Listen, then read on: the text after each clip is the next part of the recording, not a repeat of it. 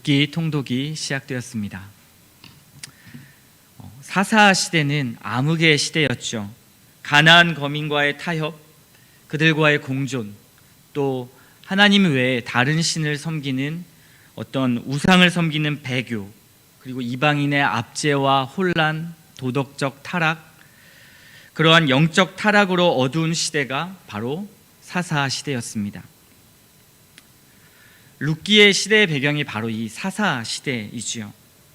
룻기는 역설적으로 이러한 혼란의 시기에서도 하나님께 충성을 지키는 신실한 사람들이 있었다라는 것을 또 보여주는 책이 바로 이 룻기서입니다. 그들은 놀랍게도 이방 여인이었던 룻과 그를 영접하여 결혼한 보아스라는 인물이었습니다. 그래서 룻기 책의 주인공이 누구입니까? 라고 말할 때 우리는 룻과 보아스를 들 수가 있죠. 대부분 그렇습니다. 그런데 사실 이 룻기서의 비중으로 본다면, 어떤 나오는 인물의 비중으로 본다면 룻과 보아스뿐만 아니라 나오미가 굉장히 중요한 역할을 하고 있습니다. 왜냐하면 책의 핵심 줄기가 나오미의 이야기로 시작이 되고 있고요. 특별히 1장에서 텅 빈 상태라는 이 고백, 그리고 4장에 가서는 가득 찬 상태라는 이 고백, 이것이 바로 나오미의 고백이고 이 룻기서의 전체 핵심 줄기가 되는 말씀이기 때문에 그렇습니다. 룻기 1장에서는 사사시대의 영적 혼돈기에서도 하나님의 사랑, 그 하나님의 사랑이 계속해서 끊이지 않고 중단되지 않고 하나님은 결코 부재하시는 하나님이 아니다라는 것을 말씀하고 있습니다.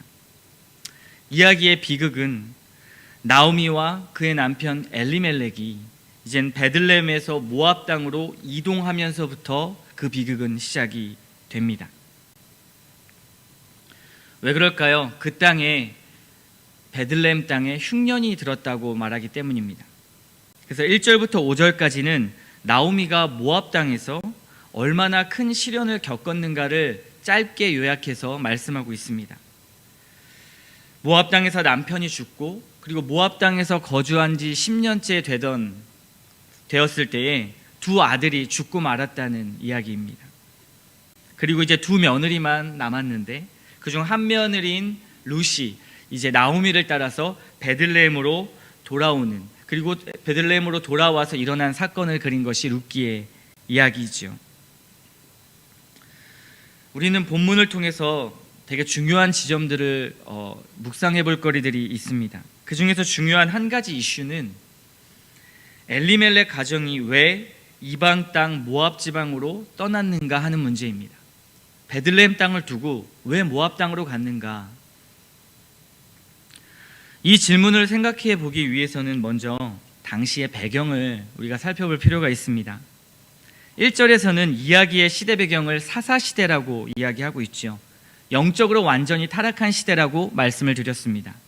그런데 그 땅에 흉년까지 들어버린 것이죠. 영적 암흑기가 있는데도 이제는 실제로 영적 암흑기와 함께 육적인 흉년이 가져다주는 이중고를 겪고 있었던 것입니다. 몸도 힘들고 마음도 힘든 상태. 여기서 베들레헴이라는 우리가 이름을 한번 살펴볼 필요가 있는데요. 베들레헴이라는 이 지명의 뜻하는 의미는 집을 의미하는 베이트라는 히브리 단어와 그리고 빵과 떡을 의미하는 레헴이라는 합성어가 바로 베들레헴이라는 뜻입니다. 쉽게 이야기하면 떡집 또는 빵집을 의미하는 그 지명의 이름이 베들레헴이죠. 그래서 빵집이라는 의미를 담고 있습니다. 그렇다면 1절의 말씀을 보면 베들레헴 땅에 흉년이 들었다라는 것을 우리가 의미를 생각해 본다면 빵집에 빵이 없다 또는 떡집에 떡이 없다라는 의미로 해석을 할 수가 있습니다. 즉 영의 양식과 그리고 육의 양식이 모두 기갈된 상태, 그것이 바로 베들레헴의 상태이고 지금 사사시대의 그 베들레헴 지역에 있는 그러한 영혼들의 상태였습니다. 엘리멜렉의 가족들은요, 하나님을 떠난 빵이 없는 그러한 이스라엘의 참담한 모습을 아마 직접적으로 피부로 경험하고 있었을 것입니다. 그 속에서 하나님의 부재를 경험했을 수도 있을 것입니다. 아마 그들에게 희망이 없다고 생각을 했었을까요? 그 땅에는 하나님이 부재하시기 때문에 어떠한 이제는 앞으로 영적인 부흥도 없을 것이고 육적인 풍족함의 시대도 없을 것이다. 그러므로 우리는 이 땅을 떠나야 한다. 이렇게 생각했을까요? 아니면 그 어느 것도 아닌 단순히 흉년이 들어서 너무너무 배가 고파서 먹을 것을 찾아서 모압 땅에 간 것일까요? 여기서 먼저 엘리멜렉이라는 또한 이름을 살펴볼 필요가 있습니다. 엘리멜렉 가정의 그 가장 엘리멜렉은 그 의미는 하나님은 왕이시다라는 이름의 의미를 갖고 있습니다. 엘리멜렉은 하나님을 왕으로 모시는 사람이어야 했습니다. 하나님을 왕으로 인정한다는 그 이름을 가졌던 그가 하나님 나라의 왕이 되신 그 이스라엘, 하나님이 자녀 삼으시고 택하신 그 나라 이스라엘을 떠났다는 것은 굉장히 우리에게 큰 시사점을 주고 있습니다. 그는 약속의 땅을 뒤로하고 모압 땅으로 갔죠. 흉년이 들었다고 1절에 말하고 있기는 하지만 재밌는 것은 성경에 그가 풍족한 사람이었다라고 기록하고 있습니다. 21절 말씀을 한번 보십시오. 내가 풍족하게 나갔더니 여호와께서 내게 비어 돌아오게 하셨느니라, 이렇게 말씀합니다. 나오미의 고백이죠. 이 가정은 풍족한 상태였음에도 불구하고 모압 땅에 갔던 것입니다. 전체적인 배경은 흉년이 들었지만 그 흉년이 든 가운데서 이 가정은 풍족한 상태였다라고 말하는 것입니다. 엘리멜렉은 타락한 시대를 가슴에 품고 이스라엘의 회복을 위해서 자신을 던지려고 하지 않고 그 자리를 떠났지요. 자신의 이름값을 하지 못하고 그 자리를 떠났습니다. 닥쳐온 흉년이 앞으로 그들의 삶과 미래를 조여올 것 같다는 그 생각도 아마 했을 것입니다. 영적인 부흥도 없고 하나님이 부재하시는 것 같고, 그리고 앞으로 미래를 보니 흉년이 들어서 이제 먹고 살기 힘들 것 같고, 여러 가지 많은 생각들을 엘리멜렉은 했을 것입니다. 가장 결정적인 이유는 어쩌면 하나님이 없는 것과 같은 그 사사시대에 아픔이 있었을지도 모르겠습니다. 하나님을 믿는 백성들을 볼 때 하나님을 믿지 않는 이방 땅의 사람들보다 더 악하게 사는 그런 모습들을 볼 때 엘리멜렉은 회의감이 들었을 수도 있습니다. 매일 죄만 짓고 세상 사람들처럼 악하게 사는 모습, 치졸한 모습, 그런 모습에 회의감이 들었을 수도 있겠지요. 성경은 그것을 자세히 말하고 있지는 않습니다. 성경이 기록하고 있는 것은 모압 땅으로 떠났다는 것입니다. 그런데 그 흉년이 영적인 흉년과 육적인 흉년, 그 두 가지를 모두 내포하고 있다는 것이죠. 그렇게 그 엘리멜렉 가정은 철새처럼 썰물처럼 베들레헴을 빠져나갔습니다. 떠나서는 안 되는 땅, 가나안 땅을 떠난 것이죠. 그렇다면 모압으로 떠난 것이 왜 그리 잘못된 것인가라는 우린 질문을 할 수 있습니다. 모압 땅이 어떤 곳입니까? 모압 땅이 먼저 어떤 곳인지 알아야 합니다. 신명기 23장 3절부터 6절의 말씀에 보면 이렇게 표현하고 있습니다. 암몬 사람과 모압 사람은 여호와의 총회에 들어오지 못하리니 그들에게 속한 자는 10대뿐 아니라 영원히 여호와의 총회에 들어오지 못하리라. 너의 평생에 그들의 평안과 형통을 영영히 구하지 말지니라. 모압 사람은 이스라엘 언약 공동체의 일원이 결코 될 수 없는 그러한 족속이었습니다. 그런데 엘리멜렉은 더 적극적으로 그 총회에 들어가려고 모압 땅으로 간 것이죠. 어떠한 이유가 되었던 간에 하나님의 말씀을 어기고 간 것입니다. 그들은 그러니까 모압의 사람들은 이스라엘이 출애굽할 때 떡과 물을 주지 않은 사람들이었습니다. 그리고 발람에게 뇌물을 주어서, 우리 민수기 말씀에서 본 적 있죠. 발람에게 뇌물을 주어서 그들을 저주하게 만들고, 그리고 이스라엘이 바알보올에서 모압 여인과 음행을 하게 만들어서 24,000명이 연병으로 죽게 만든 것, 그것이 또 모압의 여인들이었습니다. 그러한 모압 땅으로 엘리멜렉 가정은 갔던 것이죠. 모압 땅에서 나오미에게는 결과적으로 남편과 두 아들을 잃게 됩니다. 글쎄요, 이것이 하나님의 징계인지는 잘 모르겠습니다. 그러나 확실한 것은 나오미는 풍족했지만 비어서 돌아오게 하셨다라는 그 고백을 통해 우리는 알 수 있습니다. 나오미는 모든 것을 잃었습니다. 하지만 베들레헴으로 돌아온 나오미는 결론적으로 룻과 함께 역설적으로 비어있는 상태로 돌아왔지만 사실은 마지막 4장을 보면 가득 찬 상태가 되었다는 것을 볼 수 있습니다. 이게 룻기서의 역설이죠. 그의 며느리 룻을 통해서 보아스를 만나게 하셨고요. 이스라엘에게 하나님의 신실한 언약을 지켜나가게 하시는 그 길을 룻과 보아스를 통해 여셨습니다. 보아스는 다윗의 증조 할아버지이죠. 보아스를 통해 룻을 통해 다윗의 언약을 지키시는 하나님의 신실한 모습을 볼 수가 있습니다. 결국 나오미가 룻을 통해 함께 돌아옴으로 가득 찬 상태가 된 것이죠. 하나님의 일을 이뤄가는 풍족한 상태가 된 것입니다. 나오미의 인생을 돌아보면 굉장히 비참했을 것입니다. 하나님 없는 삶으로 모압 땅에서 10년 이상을 방황했고요. 자신의 모든 것을 잃었습니다. 남편도 잃고 자식도 잃고 물질도 잃었습니다.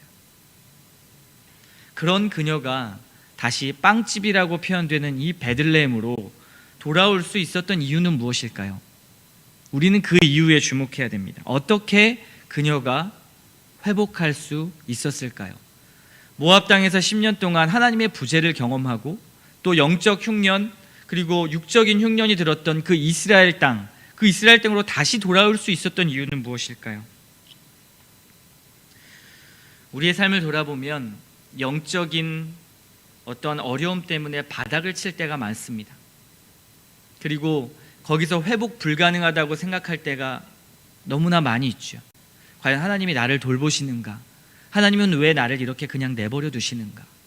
나에게 더 큰 은혜와 더 큰 사랑을 좀 베푸시고 눈에 보이는 어떠한 것들을 허락하셔서 나를 좀 회복시켜 주실 수는 없는 것인가 라는 생각이 들 때가 많고요. 삶의 무게에 짓눌려서 일어나기 힘들 때가 많습니다. 약속의 땅 가나안 땅에도 흉년이 있다라는 것을 우리는 인정해야 합니다. 예수님 안에서도 생명 안에서도 고난은 있다는 말입니다. 오히려 악과 싸우기 위해서 더 치열한 전투를 벌이고 어쩌면 더 힘든 나날을 보내야 할지도 모르고 그런 힘든 시간을 보낼 때도 있는 것입니다. 흉년이 찾아와서 어쩌면 하나님의 말씀을 뒤로 하고 모압 땅으로 가고 싶어하는, 모압 땅을 기웃거리고 싶어하는 우리의 마음이 있을지도 모르겠습니다. 지금 이 시간 나의 신앙 상태, 나의 바닥을 치는 신앙 상태와 그리고 회의감이 드는 교회의 모습들, 이 모든 것들에서 벗어나 새로운 것을 찾아서 다시 시작하고 싶은 마음, 다른 것을 찾으면 평강과 안전이 올 것 같다라는 마음, 그런 마음이 들 때가 있다는 말입니다. 엘리멜렉과 나오미는 그곳을 찾아갔고 그곳에서 더 큰 영적 기갈과 아픔을 겪었지요. 나오미는 풍족했지만 빈털터리가 되었다고 고백합니다. 그리고 그녀가 다시 영원히 하나님이 부재할 것만 같았던 그 베들레헴, 정말 우리를 힘들게 만들고 희망이 없어 보였던 그 빵집 베들레헴, 그래서 그곳에서 모든 것을 내려놓고 떠나왔던 그곳, 그 베들레헴으로 나오미는 다시 돌아옵니다. 하나님을 잠시 자신의 테두리에서 제외시켰지만 그것은 매우 어리석게도 자신의 손으로 눈을 가렸을 뿐 하나님의 눈을 가렸던 것은 아니죠. 자신의 눈을 가렸기에 어두워서 보이지 않았던 것입니다. 하나님은 여전히 그 가정을 주목하고 계셨습니다. 그리고 나오미를 주목하셨고 하나님의 신실하신 언약을 이루시기 위해서 예비하셨습니다. 고난과 좌절, 진짜 희망 없는 것이 무엇인가를 나오미가 철저히 깨닫게 하셨죠. 진짜 힘든 것이 무엇인가, 진짜 영적인 기갈과 아픔이 무엇인가를 철저하게 모압 땅에서 깨닫게 하셨습니다. 괴로웠던 나오미가 빵집으로 다시 돌아올 수 있었던 것은 나오미와 같은 처지에 있는 우리에게 희망을 주고 있습니다. 그 말씀이 바로 6절 말씀입니다. 그 여인이 모압 지방에서 여호와께서 자기 백성을 돌보시사 그들에게 양식을 주셨다 함을 듣고 이에 두 며느리와 함께 일어나 모압 지방에서 돌아오려 하여. 이것이 바로 복음입니다. 하나님께서 우리를 돌보시고 우리에게 생명을 주신다라는 그 소리, 좋은 소식, 바로 이게 복음이죠. 나오미는 복음을 들었습니다. 여호와께서 자기 백성을 돌보시고 그들에게 양식을 주셨다 함을 들었습니다. 어쩌면 영적 흉년이 들어서 희망이 없어 보이는 교회와 신자들을 볼 때 수많은 생각이 들고 또 떠나고 싶을 때가 있을지도 모르겠습니다. 어쩌면 기독교라는 이 신앙, 그리고 우리가 하는 이 종교 생활, 여러 가지 모든 것에서 큰 회의감을 가질지도 모르겠습니다. 그때 잠시 떠나자라고 생각하고 싶을 때도 있고 또 하나님 없는 생활을 하고 싶을 때도 있을 것입니다. 그런데 오늘 말씀은 그때 모압 땅으로 갈 것이 아니라, 하나님의 눈에서 벗어난다고 생각할 것이 아니라, 도피하는 것이 아니라 오히려 무너져가는 그 교회와 성도와 신자들을 보며 애통하고 기도해야 할 것을 말하고 있습니다. 엘리멜렉은 자신의 이름처럼 하나님은 왕이시다라는 그 이름처럼 하나님을 의지하지 않고 그곳을 떠났던 것이죠. 그러나 이 모습을 본 우리들은 어떻게 해야 됩니까? 오히려 애통하고 그 자리에 머물므로 하나님 앞에 기도해야 합니다. 교회를 끌어안고 영혼을 끌어안아야 하는 것이죠. 나를 돕지 않으시는 것 같은 그 느낌, 하나님의 부재를 경험해도 하나님은 지금도 살아계셔서 우리를 불꽃과 같은 눈동자로 보고 계십니다. 내가 아무리 영적으로 바닥을 쳐도, 내가 아무리 하나님에서 벗어난 것과 같은 삶을 산다 할지라도, 그리고 우리의 환경과 여건이 그렇다 할지라도 하나님은 우리를 보고 계신다는 말입니다. 지키신다는 말이죠. 영의 양식을 들고 계신다는 것입니다. 환경과 여건이 우리를 흔들 수는 있습니다. 하지만 하나님의 사랑을 끊을 수는 없습니다. 바울도 고백했죠. 지금도 하나님은 우리에게 끊임없이 말씀하고 계십니다. 내가 너를 돌보고 있다. 다른 곳에 눈을 돌리지 마라. 나는 부재하는 하나님이 아니라 너희와 항상 함께하는 하나님이다 라고 말씀하시죠. 그래서 우리는 빵집에 빵이 없는 것으로 좌절할 것이 아닙니다. 진정한 빵이 되시는 하나님을 구하며 간구하는 것이 중요합니다. 영적인 기갈, 또 환경이나 여건, 여러 가지 우리의 육적인 기갈이 온다고 할지라도 하나님을 떠나는 것이 아니라, 그 문제를 피해서 다른 어떠한 것으로 회피하는 것이 아니라 하나님 앞에 그 문제를 맡기고 하나님 앞에 모든 것을 의지하는 그 모습이 우리 신자의 태도입니다. 그렇다면 철저하게 비어있는 것 같은 나의 영적 흉년과 같은 그 마음에도 하나님은 풍년을 주실 것입니다. 흉년과 같은 나의 환경과 모든 상황 속에서도 하나님은 하나님의 방법대로 그 모든 것을 이끄실 것이고, 결국 나오미를 회복시키신 것처럼 그렇게 우리에게 풍년과 같은 영적 은혜를 허락해 주실 것입니다. 하나님을 끝까지 붙잡으십시오. 이것이 사사시대와 같은, 지금 어쩌면 사사시대보다도 더 암흑기와 같은 이 시대 속에서 우리가 해야 될 일인 것입니다. 바로 하나님을 붙잡는 것입니다. 여러분의 모든 상황 가운데 일하시는 그 하나님을 이 아침에도 간구하는 그런 은혜의 시간 되시기를 축복합니다.